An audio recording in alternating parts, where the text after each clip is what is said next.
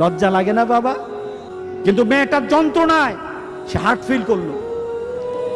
মেয়েটা এরপরে মারা গেল। বাবা যখন বাড়িতে ফিরে আসলো, বাবার মাথাটা নোয়া, লজ্জিত একটা মুখ। এখনই আমার মেয়ের সাথে দেখা হলে আমার কানে বাজতেছে, আমার মেয়ে আমাকে বলেছে, লজ্জা লাগে না বাবা?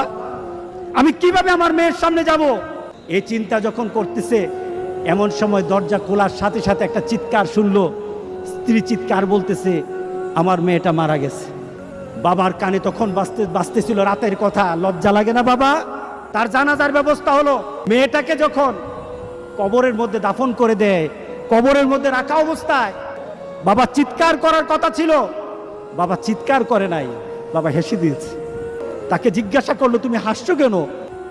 আমার মেয়েটা চলে গেছে, আমার কলিজার টুকরাটা চলে গেছে, কিন্তু আমার জীবনের মধ্যে একটা আঘাত দিয়ে পরিবর্তন করে গেছে।